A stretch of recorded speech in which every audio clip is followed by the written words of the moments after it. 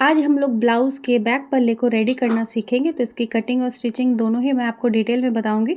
और ये वाला जो ब्लाउज़ है जो मैं आपके साथ आज शेयर कर रही हूँ, ये पीछे हुक वाला बनेगा। ठीक है, तो चलिए इसे बनाना सीखते हैं। तो सबसे पहले यहाँ पर देखिए, मैंने अपने तरफ ओपन वाला भाग लिया है। ठीक है, और इस तरीके से मैंने यहाँ पर 2 लाइन मैंने खींच दी है 1/2 इंच के दूरी पे।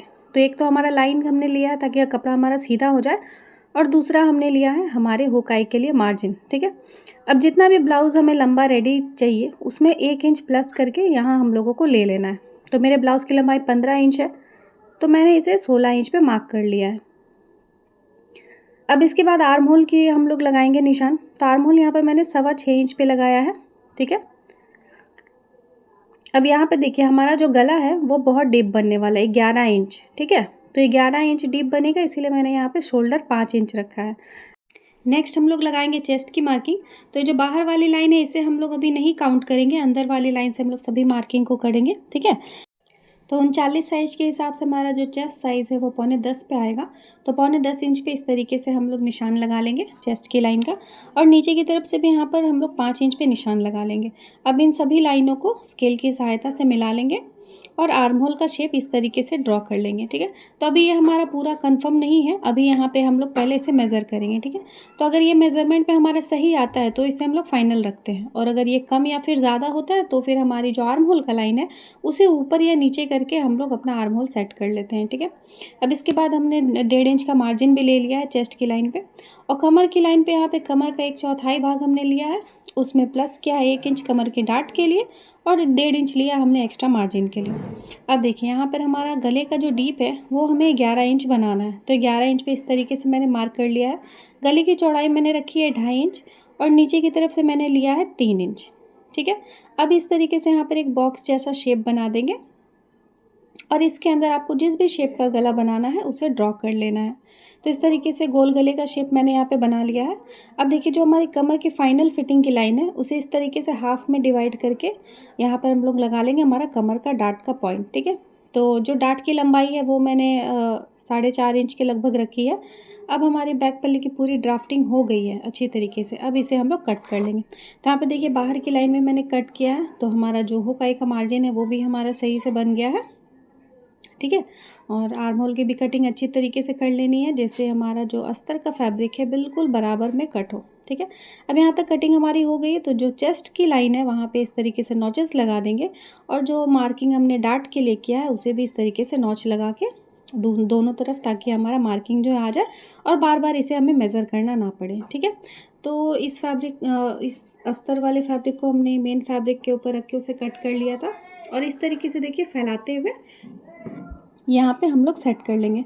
तो इस तरीके का फैब्रिक के साथ जब भी हम लोग काम करते हैं ना, ये जो फैब्रिक में मैं काम कर रही हूँ, तो ये बहुत ही ज़्यादा हिलता है। ठीक है, तो इसे बहुत अच्छे तरीके से हाथ से फैलाते हुए सेटिंग करते हुए चारों तरफ इसमें सिलाई लगा देनी है। अगर आपसे कोई गलती हो जाए तो प्लीज़ उसे खोल के दोबारा से स्टिच कर लीजिएगा, कोई ये नहीं है, क्योंकि गलती सबसे ही होती है। ठीक है, तो इस तरीके से फैलाते हुए यहाँ पे एक पार्ट को मैंने रेडी कर लिया। अब दूसरी साइड का भी पार्ट यहाँ पर ले लेंगे, और अस्तर के फैब्रिक को नीचे रख के ऊपर से मैंने मेन फैब्रिक रखा है, क्योंकि ये ट्रांसपेरेंट है और कपड़ा बहुत सॉफ्ट है, इसीलिए मैंने इसे ऊपर रखा है। क्योंकि अगर अस्तर का फैब्रिक हमारा ऊपर रहेगा ना, तो नीचे वाला फैब्रिक में क्रीज आएगा तो हमें पता नहीं चलेगा। ठीक है, नहीं तो जनरली जो मेन फैब्रिक रहता है वो हम लोग नीचे रखते हैं और अस्तर उसके ऊपर। ठीक है, तो यहाँ पर ट्रांसपेरेंट है, दिख भी रहा अच्छे से, और क्रीज भी हमारी सेट हो जाएगी अच्छे तरीके से। हम उंगली से फैलाते हुए इसे सिलाई लगा लेंगे चारों तरफ। ठीक है, देखिए हमारी चारों तरफ यहाँ पर सिलाई लगाना कंप्लीट हो गया। तो इसमें झोल बिल्कुल भी ये नहीं आना चाहिए, इस बात का हमें ध्यान रखना है। तो झोल वगैरह रहता है ना, तो फिर हमारे ब्लाउज़ की जो फिनिशिंग है वो अच्छी नहीं दिखती है। अब सिलाई हो जाने के बाद जो भी एक्स्ट्रा यहाँ पर मेन फैब्रिक का हिस्सा रहेगा उसे कट करके यहाँ पे मैंने हटा दिया। अब देखिए दोनों हिस्सा को एक साथ रख के जो गले का मार्किंग था उसे कट कर लिया है मैंने, और गले में सिलाई लगा ली है। ठीक है, तो दोनों साइड का गला जो है हमारा, वहाँ भी हमारी सिलाई लग गई अच्छी तरीके से। अब यहाँ पे हम लोग लगा लेंगे बैक में हुक आई की पट्टी। तो सबसे पहले आई की पट्टी बनाने के लिए यहाँ पर मैंने मेन फैब्रिक और अस्तर का जो फैब्रिक है एक साथ रख के उसकी पट्टी मैंने ली है, और इस तरीके से इसे मैंने बनाया है।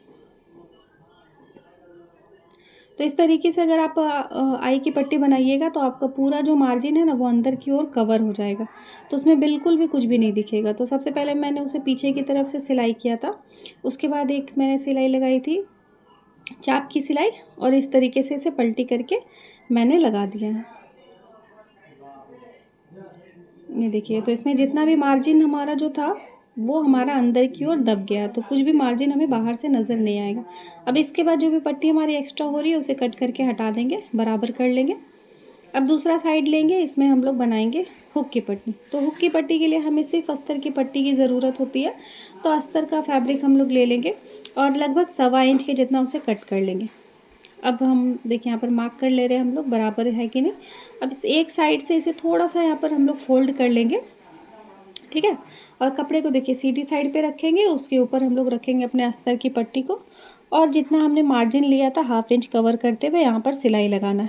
ऊपर से फिर एक चाप सिलाई मैंने लगा दिया है, उसके बाद अंदर की ओर से इसे फोल्ड करके एक फिनिशिंग की सिलाई मैंने लगा दी है, ठीक है। तो ये हमारा हुक और आई दोनों की पट्टी यहाँ पर बन के रेडी हो गई अच्छी तरीके से। अब दोनों साइड को देखिए इस तरीके से मिला के पहले हमें मेज़र कर लेना कि हमारा बराबर है कि नहीं। तो बराबर हो जाने के बाद यहाँ पर जो पॉइंट हमने लगाया था कट्स, वहाँ पे हम लोग डार्ट लगा लेंगे। तो कटिंग के समय ऐसे हम लोग जब नॉचेस लगा लेते हैं ना तो हमें बहुत सुविधा होती है। अब देखिए डार्ट लगाने के बाद हमारा जो ये वाला भाग है ना थोड़ा सा नीचे की ओर झुक जाता है, तो ऐसे इसे कट करके इसे सीधा कर लेंगे। अब यहाँ पे कमर के पास मैं यहाँ पर पाइपिंग लगा के इसे फिनिश कर रही हूँ। तो कमर का जो पार्ट है वो हम पाइपिंग से या फिर अस्तर के फैब्रिक से भी फिनिश कर सकते हैं, ठीक है। तो दोनों ही तरीका सही है। तो जिस तरीके से आपके क्लाइंट की डिमांड रहेगी आप उस तरीके से काम करिएगा, ठीक है। अगर अस्तर से फ़ोल्ड करने के लिए उन्होंने कहा होगा तो आप अस्तर से फ़ोल्ड करिएगा, और अगर पाइपिंग लगाने के लिए कहेंगे आपके क्लाइंट तो आप उस तरीके से काम करिएगा, ठीक है। तो अगर मेरे क्लाइंट को पाइपिंग चाहिए थी कमर में भी, तो मैंने इसे पाइपिंग से फ़ोल्ड किया। तो पाइपिंग से भी उसकी जो फिनिशिंग है वो बहुत अच्छी आती है। बस आपको पाइपिंग अच्छे से बनाना सीखना है। अगर आपको सीखना है कि पाइपिंग किस तरीके से हम लोग रेडी करते हैं तो मेरे चैनल पे ऑलरेडी वीडियो मैंने बना के दी हुई है कि किस तरीके से पाइपिंग बनाते हैं और ब्लाउज़ में किस तरीके से अटैच करते हैं, ठीक है। तो मेरे तरीके से अगर आप बनाइएगा पाइपिंग तो आपका पाइपिंग बहुत सुंदर बनेगा, ये मेरी गारंटी है, ठीक है। तो यहाँ पर कमर का हिस्सा जो है वो मैंने पाइपिंग लगा के अच्छे तरीके से सेट कर लिया है। अब फाइनल इसमें फिनिशिंग की एक सिलाई लगा लेंगे इसको अंदर की ओर पलटी करते हुए, और ऐसे हमारा पाइपिंग जो है वो पूरी तरीके से रेडी हो जाएगा, ठीक है। अब एक बार फिर से इसे रख के हम लोग देख लेंगे हमारा बराबर है कि नहीं। तो ऐसे हमारा बैक पल्ला जो है वो अच्छी तरीके से रेडी हो गया है।